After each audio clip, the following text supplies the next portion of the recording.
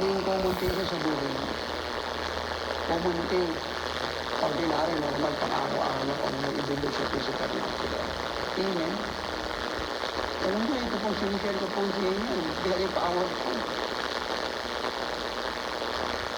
Na dapat ito makarating sa church sa buong mundo para ma-enjoy mo po yung i-enjoy natin. Ito po ang isa sa pinakamahalagang pagtuturo in these last days.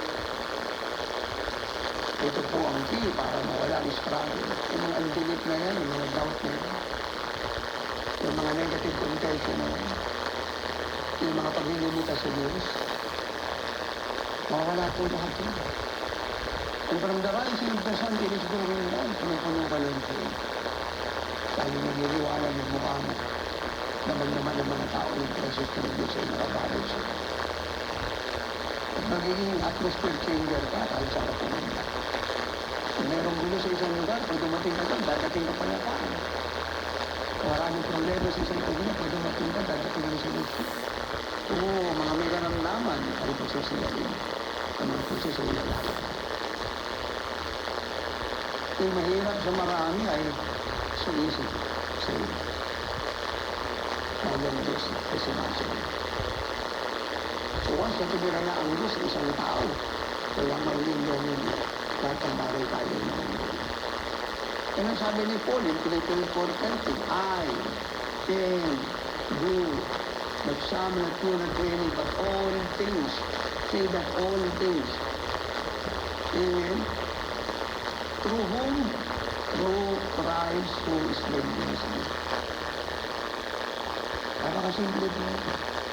Nakaya daw po niyang gawin ang lahat ng bagay sa isang dahilan. Dahil si Kristo ay sumasakit. Dahil niya si Kristo. Si Kristo po ay sumasakit. Hindi kung ano yung sinabi ni Pablo, dapat sabihin. Ay kung ano yung ginawa ni Pablo, dapat gawin. Because the divine difference is Jesus Christ. At ito po ang good thing dito, wala itong pinipili iba. Kung senior ka, kung junior ka, kung minor ka, kung major ka, pag nasa Lord ka, qualified ka. Hindi yan ito. Yun, so powerful na dimension. Ang susunod sa lahat ng bagay ay ang Diyos, ang Panginoon sa Kristo. Kaya siya dumating sa inyo sa supernatural na tubig, iba na yung Diyos. Kaya nga, kung inyong puso-isip nyo ng Word of God, kailangan marinig yung mind ninyo at pag-operate kayo sa mind ng Panginoon sa Kristo. Kasi pag napuno na ng Word of God ang puso nyo,